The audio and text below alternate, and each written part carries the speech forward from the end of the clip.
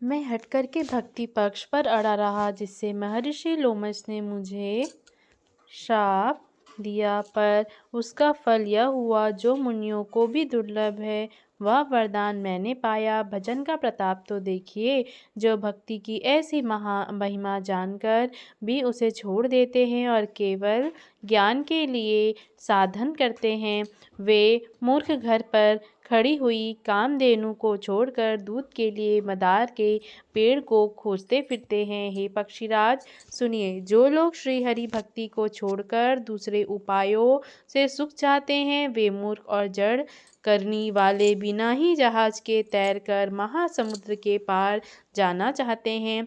शिव जी कहते हैं, हे भवानी, भूषुंडी के वचन सुनकर गरुण जी हर्षित होकर कोमल वाणी से बोले, हे प्रभु, आपके प्रसाद से मेरे हृदय में अब स्नेह, शोक, मोह और भ्रम कुछ भी नहीं रह गया। मैंने आपकी कृपा से श्री रामचंद्र जी के पवित्र गुण समूहों को सुना और शांति प्राप्त की।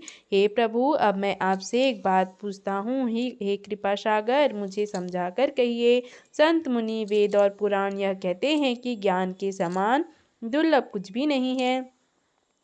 हे गोसाई, वही ज्ञान मुनि ने आपसे कहा, परंतु आपने भक्ति के समान उसका आदर नहीं किया।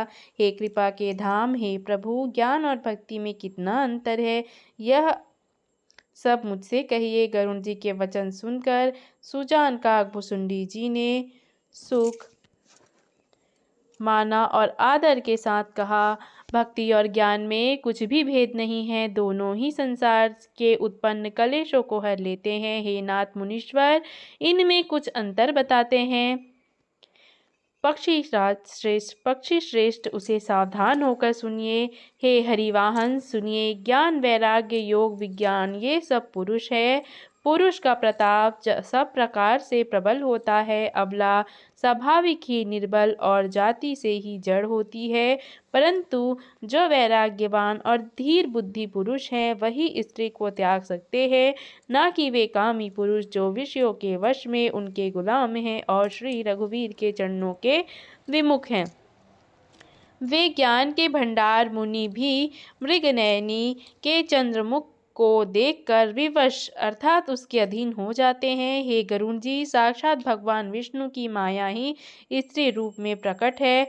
यहाँ मैं कुछ पक्षपात नहीं रखता, वेद, पुराण और संतों का मत ही कहता हूँ। हे गरुण जी, यह अनुपम रीति है कि एक स्त्री के रूप पर दूसरी स्त्री मोहित नहीं होती। आप सुनिए, माया और भक्ति ये दोनों ही स्त्री वर्ग की है और यह सब कोई जानते हैं, फिर भी श्री रघुवीर की भक्ति प्यारी है। माया बेचारी तो निश्चय ही नाचने वाली अर्थात नटीनी मात्र है। श्री रघुनाथ जी की भक्ति के विशेष अनुकूल रहते हैं, इसी से माया उससे अत्यंत डरती रहती है। जिसके हृदय में उपमा रहित और उपाधि रहित राम भक्ति सदा बिना किसी बाधा के बसती है, उसे देखकर माया सकुचा जाती है, उस पर वह अपनी प्रभुता कुछ भी नहीं कर सकती। ऐसा विचार कर ही जो विज्ञानी मुनि हैं, वे भी सब सुखों की खान भक्ति की ही याचना करते हैं। श्री रघुनाथ जी का यह रहस्य जल्दी कोई भी नहीं जान पाता। श्री रघुनाथ जी की कृपा से जो इसे जान जाता है, उसे स्वप्न में भी मोह नहीं होता। हे सतचूर गरुण जी, ज्ञान और भक्ति का और भी भेद सुनिए, जिसके सुनने से श्री राम जी के चरणों में सदा अविच्छिन्न प्रेम हो जाता है। हे तात, यह अकथनीय कहानी सुनिए, यह समझते ही बनती है, कहीं नहीं जा सकती। जीव ईश्वर का अंश है, वह अविनाशी, चेतन, निर्मल और स्वभाव से ही सुख की राशि है। हे गोसाई, वह माया के वशीभूत होकर तोते और वानर की भांति अपने आप ही बन गया। इस तरह जड़ और चेतन में ग्रंथि पड़ गई। यद्यपि वह ग्रंथि मिथ्या ही है, तथापि उसके छूटने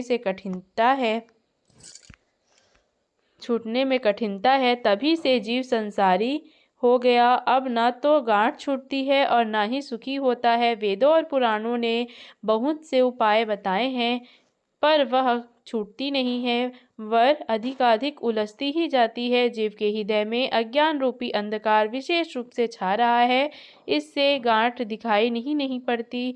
छूटे तो कैसे?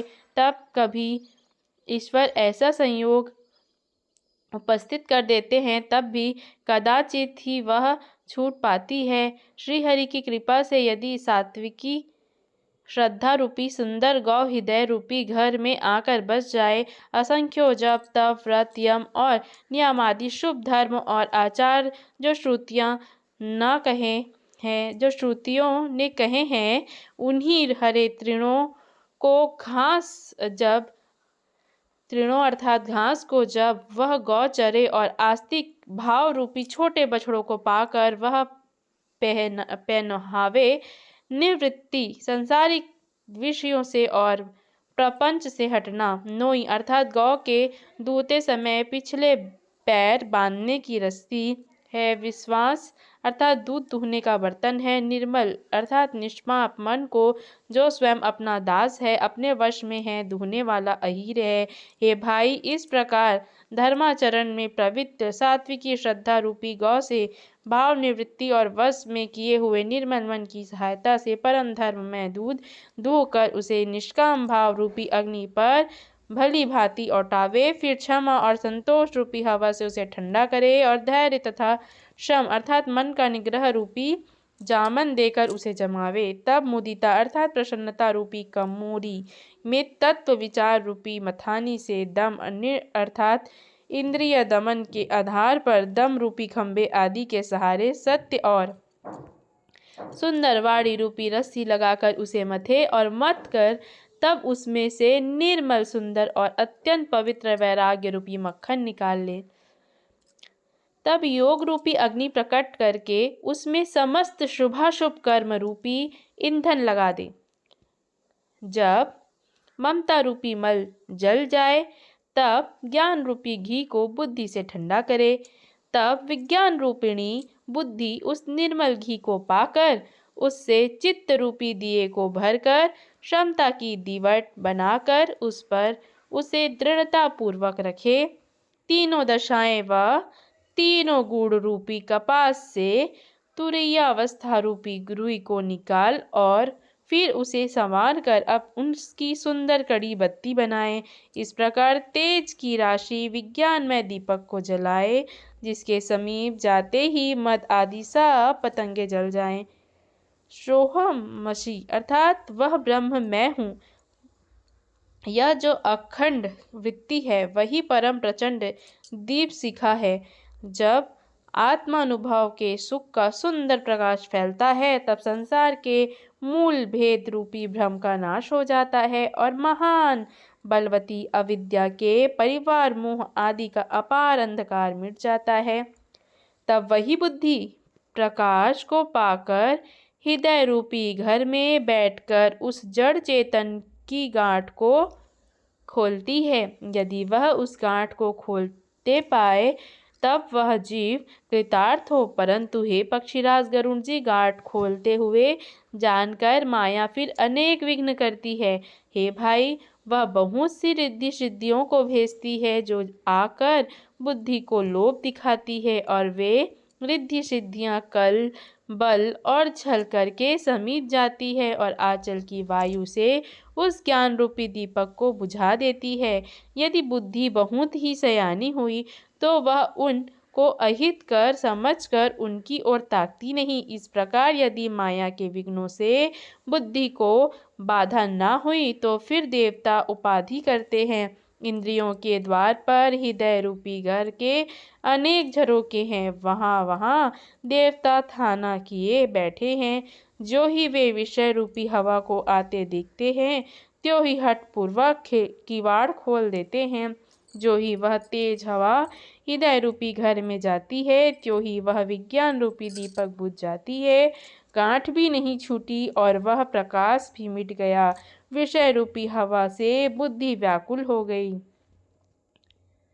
इंद्रियों और अनेक देवताओं को ज्ञान नहीं सुहाता, क्योंकि उनकी विषय भोगों में सदा ही प्रीति रहती है। और बुद्धि को भी विषय रूपी हवा ने बावली बना दिया, तब फिर उस ज्ञान रूपी को उसी प्रकार से कौन जलाए।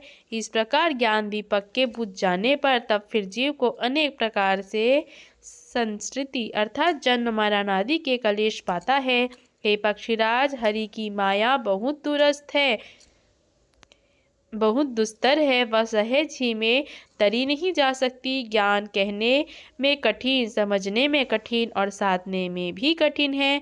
यदि गुणाक्षर न्याय से अर्थात संयोगवश से कदाचित यह ज्ञान भी हो जाए तो फिर अनेक विघ्न हैं। ज्ञान का मार्ग कृपाण अर्थात दुधारी तलवार को धार के समान है। हे पक्षीराज, इस मार्ग से गिरते देर नहीं लगती। जो इस मार्ग को निर्विघ्न निबाह ले जाता है वही कैवल्य रूप परम पद को प्राप्त करता है। संत पुराण, वेद और शास्त्र यह कहते हैं कि कैवल्य रूप परम पद अत्यंत दुर्लभ है, किंतु हे गोसाई, वही मुक्ति श्री राम जी को भजने से बिना इच्छा किए भी जबरदस्ती आ जाती है। जैसे स्थल के बिना जल नहीं रह सकता, चाहे कोई करोड़ों प्रकार के उपाय क्यों न करे, वैसे ही हे पक्षीराज सुनिए, मोक्ष सुख भी श्री हरि की भक्ति को छोड़कर नहीं रह सकती। ऐसा विचार कर बुद्धिमान हरि भक्त भक्ति पर लुभाए रहकर भक्ति का तिरस्कार कर देते हैं। भक्ति करने से संस्कृति अर्थात जन्म मृत्यु रूप संसार की जड़ अविद्या बिना ही यत्न और परिश्रम के अपने आप वैसे ही नष्ट हो जाती है जैसे भोजन किया तो जाता है तृप्ति के लिए, और उस भोजन का जठराग्नि अपने आप बिना हमारी चेष्टा के पचा डालती है। ऐसी सुगम और परम सुख देने वाली हरि भक्ति जिसे ना सुहाए, ऐसा मूढ़ कौन है। हे सर्पों के शत्रु गरुड़ जी, मैं सेवक हूँ और भगवान मेरे सेव्य अर्थात स्वामी है। इस भाव के बिना संसार रूपी समुद्र से तरना नहीं हो सकता। ऐसा सिद्धांत विचार कर श्री रामचंद्र जी के चरण कमलों का भजन कीजिए। जो चेतन को जड़ कर देता है और जड़ को चेतन कर देता है, ऐसा समर्थ श्री रघुनाथ जी को जो जीव भजते हैं वे धन्य है। मैंने ज्ञान का सिद्धांत समझाकर कहा, अब भक्ति रूपी मणि की प्रभुता सुनिए। श्री राम की भक्ति सुंदर चिंतामणि है। हे गरुड़ जी, यह जिसके हृदय के अंदर बसती है वह दिन रात परम प्रकाश रूप रहता है।